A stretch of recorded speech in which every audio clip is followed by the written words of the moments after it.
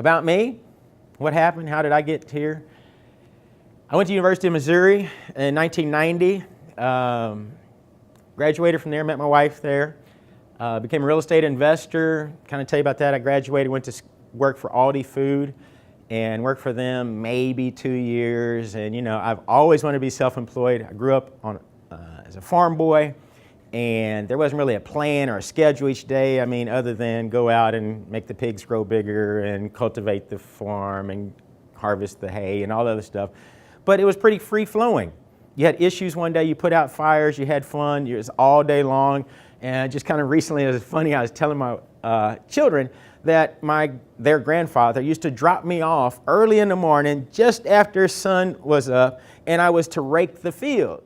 Now, they thought I physically had a yard rake and raked the field all day long until dusk when my father would come back and pick me up.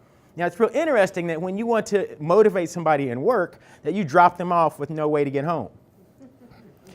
But I actually had a tractor, and it had an implement behind it, that it raked the whole yard, 40 acres, 60 acres, or whatever, all day long. So you rake the yard, you rake the field all day long, and then we would bale the hay and so forth and all this stuff. So they found out that Grandpa wasn't so dastardly after that.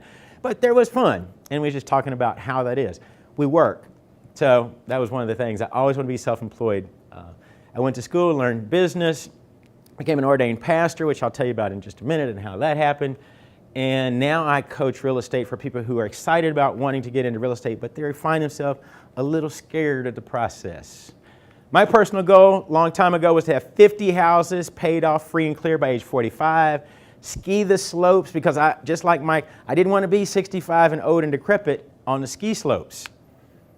Now, I don't even know how to ski, but it sounded like a good idea that you would smack into trees and die if you're 65 years old going down the hill at 60 miles an hour. I don't know. But my odds, I think, are better younger than older when you do retire or have fun. So my goal was, hey, if 50 houses generate this kind of money, I would probably have around $20,000 a month coming in. I have a house here in St. Louis, I have one in Colorado. We ski the slopes and everything's cool. And I was halfway there when all of a sudden I really feel the impression of the Lord saying, sell all your properties, be debt-free, and teach other people how to be debt-free. And for about 3 weeks, I walked around and it's like, you know, you could just be walking down the street and, you know, an impression come in your head and you go, that really wasn't for me, but I intercepted it. That was kind of the perception I had. And for about 3 weeks, I go, Lord, you know, it's really 50 houses I want by age 45. I really don't want to sell everything right now. I'm kind of halfway there. Things are looking good. And I finally succumbed to it and started selling my properties. Now, this was 2005-ish, 2005. And I started doing this, and the banker's like, man, you're a genius, you're selling the houses. And I'm like, this is not my plan. I had $2.8 million in debt. On paper, I was a millionaire. So I told my wife recently, hey, I got this idea. I'm going to sell the properties in about 6 months. We'll be millionaires, and everything will be cool. And as my wife always does, okay. You know that look like, you are crazy, but I know you're not that crazy. So I start selling the properties, and then what happens? The market gets a little upset and things go crazy. But I'll tell you more about that in just a minute. So in the midst of all of that, I started growing extremely rapidly with the company that we were growing with.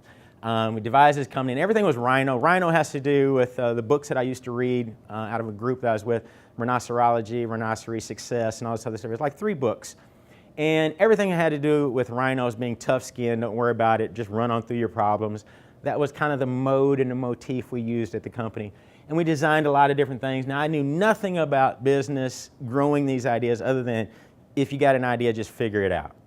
So we started out in real estate with the construction companies. We had a lending organization, a mortgage company. We had property management. We had cash lending. And we had learning programs, RIAs. And I used to teach people, about 150 people, once a month how to flip houses. We had 8 coaches and so forth. And business was growing rapidly. I mean, crazy rapidly. And in my experience, you can kind of have success, and you can have failure, and you kind of have success. And you'd like to generally have more success than failure. Would you agree?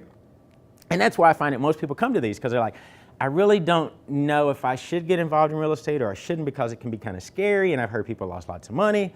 And remember I was telling you I had rapid growth with no real experience in understanding how it works. So at any one time, I may have 6 to 14 projects going on. We have 4 crews going on. We're turning about 20 loans a month. Things were going great. We were selling about 4 properties, profiting about 15 grand off each one. And I had overhead, and to the tune of somewhere between $25,000 to $35,000 a month. And people like to get paid, typically, when they work, and everything was cool. And then I decided to do some really, really stupid things in life, financially and personally, which jeopardized all of that. And nearly all of it came crumbling down, and I lost everything. And that's why now I'm a 25-year overnight success. Because people kind of forget, you know, the things you went through, and now it's like it's experiences. Because I learned early on that this motto, learn from the mistakes of others because life is too short to make them all yourself. Well, that came from somebody who recognized that we can make a lot of mistakes. So I used that, and a good buddy of mine, Sean McCloskey, as many people know, travels around, saw me one day and said, man, people need to really know what you've got to say. I'm like, people don't want to hear anything I got to say. I had basically dropped off the face of the earth, dropped out of society. And he said, no, come back. And he brought me out of that state of depression, out of a state of failure, and gradually brought me back into the idea of being in front of people and talking again. And that's where that whole ordained pastor came from, and trying to get through a personal issue that I had. Just studying being in the Word, I found freedom there. And that's, first of all, where I think and know we get all freedom. So that's what excites me in working with people. And I never would give up. Now, there's a reason why I was motivated, and I just kind of show you, this is the reason. I had a family, and you really can't just run out on your family. So that was the motivation behind me moving every day, going through failure, ups and downs, winning and losing. I got 3 girls. Mike was talking about, you know, that cash on the side. You might sell a house or 2. Right now, tuition runs right around $100,000 a year. If we were just to pay it straight out of pocket I have twins. They all graduate in May, and my wife is retiring in May. So I think there's a little bit of transition getting ready to hit my life. So I'm happy. I'm seriously doing a happy dance because in 2 more payments of $4,500 a month, you know, kids are all graduated. We're done with school, and it's been like private school from like nothing to now. And it's like I'm thinking possibly those payments will stop, and I really can accumulate some rental properties. But it's been wonderful, but this has been the reason that's pushed me so much through the ups and downs, and you can't quit. So that's the only option.